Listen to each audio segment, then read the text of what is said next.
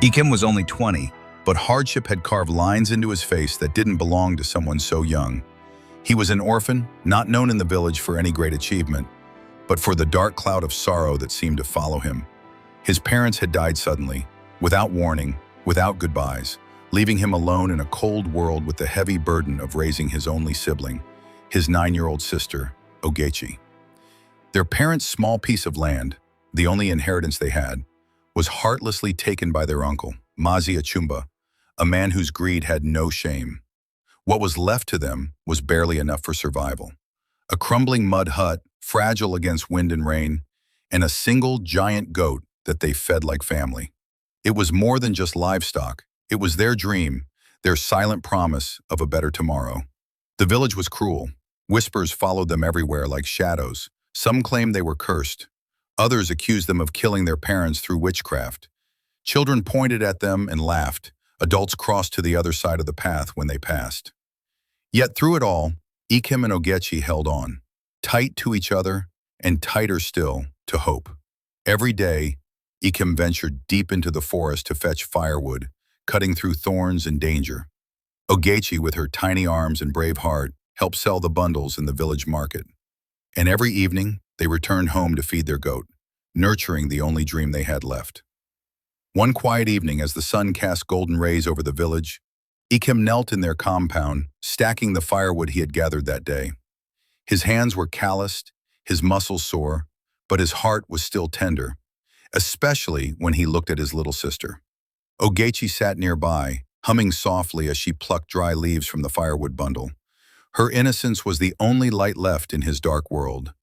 Ikem paused, looked at her with a blend of sorrow and determination, and said with a soft but resolute voice, "Yes, Mama and Papa are gone, but I promise you, Ogechi, we will survive. We will make it in life." Ogechi turned toward him with wide, trusting eyes, her face lighting up with a fragile but genuine smile. "I believe you, brother. I trust you." But trust, as pure as it was, could not put food on their table. Some days they went to bed with nothing but empty stomachs and prayers. One such day, only a tiny portion of food remained in the house. Ikem stared at the bowl in silence, then gently pushed it toward Ogechi. "This is too small for both of us," he said with forced calmness. "You eat it. You're the baby of the house." She hesitated, wanting to share it, but Ikem insisted. He watched her eat with a tender smile, hiding the hunger clawing at his own insides. Then came the storm. Rain lashed the village with fury, flooding paths and cutting them off from the forest. That day they couldn't fetch firewood or find food. By evening, as the rain slowed to a drizzle, desperation drove Ikem to grab his axe and knife. He was determined to make up for lost time. "I'm coming with you," Ogechi said, gripping his arm tightly. "I can't stay alone." He hesitated. "No, Ogechi, the bush isn't safe. I don't care. I'm going." He saw the fear in her eyes and gave in with a sigh. But they had barely entered the bush when a sudden cry shattered the stillness. "My leg! Brother, my leg!" Ikem turned, heart pounding, and saw her collapse to the ground, clutching her ankle. "What happened?" he shouted, racing to her, already fearing the worst. Then he saw it, a thick, coiling shadow slithering into the undergrowth. A giant snake, its scales glinting in the dim light, was retreating after its venomous strike. In a blur of rage and fear, Ikem let out a cry and lunged forward, swinging his axe with trembling hands. The blade landed with a heavy thud. The serpent twitched once, then lay still. But there was no time to waste. Ikem dropped beside Ogechi, who was now whimpering in pain, clutching her leg. Blood was seeping through a fresh bite, and her body was already beginning to tremble. Panic surged through him, but he forced himself to think. He quickly scanned the bushes, tore a few medicinal leaves, chewed them with urgency, and applied the bitter pulp to the wound. It was the only first aid he knew. With tears blurring his vision, he scooped her into his arms and began running. The path to the village was muddy and slippery, but Ikem didn't stop. His legs burned. His heart pounded. His sister's shallow breaths were the only thing keeping him going. At last he reached the healer's hut. The old man examined the leg, his face unreadable. It'll cost 50 cowries to begin treatment, he said flatly. Please, she's dying. Start now. I'll find the money. Just save her, Ikem pleaded, falling to his knees. But the healer folded his arms. No cowries, no cure. Ikem bolted out of the hut and ran from house to house, knocking on doors, begging, explaining, please, just lend me, my sister will die. But every door closed in his face. Defeated, drenched, and desperate, he turned to the one person he never wished to ask, Mazi Achumba. He found him sitting under the mango tree, smug as ever. Uncle, please. Ogechi was bitten by a snake. The healer asked for 50 cowries. Help me. I'll pay you back, I swear. Achumba was silent for a long moment, then said coldly, I'll give you the money, but only if you give me your goat as collateral. Ikem froze. The goat was all they had left. It was their dream, their future. But his sister's life was slipping away. I agree, he whispered. Clutching the cowries, he sprinted back to the healer. Ogechi was treated, her life slowly returning. But the price had been paid, and the debt remained like a noose tightening around his hope. With his sister slowly recovering, Ikem returned to the life he knew, only this time with even greater resolve. The debt he owed weighed heavily on his heart, and he knew that redeeming the goat was not just about getting an animal back. It was about reclaiming their only future. So he began working harder than ever. Day after day, he ventured deeper into the bush, cutting wood until his hands bled and his legs ached. His clothes grew more tattered, his face more sunburnt, but he never stopped. Ogechi, though still weak, insisted on helping. Every morning she would take their bundles of firewood to the village market, sitting patiently in the sun, calling out to buyers. They were often ignored, but she never gave up. She smiled at every stranger, her soft voice echoing with determination. In the evenings, they would sit together by the firelight, counting cowries with tired but hopeful eyes. Then one evening, it happened. As their fingers moved through the pile of small, worn cowries, they paused and looked at each other. We have enough, Ikem whispered. Ogechi's face lit up with joy.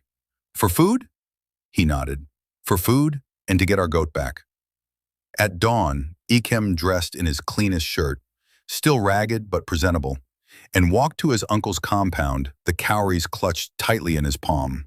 He approached respectfully and bowed slightly. Uncle, thank you for helping me when I needed it most, he began sincerely. I've brought your 50 cowries. Please let me take back my goat. Mazi Achumba's face twisted with something between irritation and malice. He leaned forward and said coldly, Cowries? Goat? You sold me that goat, boy. Don't come here talking about redemption. Ikem's heart sank. No, uncle. You said it was collateral. You said I could buy it back. That goat is all we have left. I don't care. It's mine now, the man snapped. Tears welled in Ikem's eyes, but his voice didn't shake. Why, uncle? Why would you take everything from us? With no reply, he turned and walked away, his footsteps heavy, his heart broken. But he wasn't ready to surrender. He reported the matter to the clan chief, praying for justice, but unknown to him, the chief was Mazi Achumba's close ally. The case was dismissed before he could even finish speaking. Another door slammed shut in his face. Ikem couldn't sleep. Night after night, he lay on the cold mud floor, staring at the thatched ceiling, his mind consumed by anger, pain, and helplessness. He thought of all he had lost, his parents, their land, and now the goat that meant everything. But more than anything, he thought of Ogechi, her pale face during the snake bite, her resilience, her hunger, her trust. He had tried to do everything right, but still, the world had turned its back on them. He had nothing left to lose. At dawn, with fire in his heart and tears burning his eyes, Ikem marched to his uncle's livestock ban.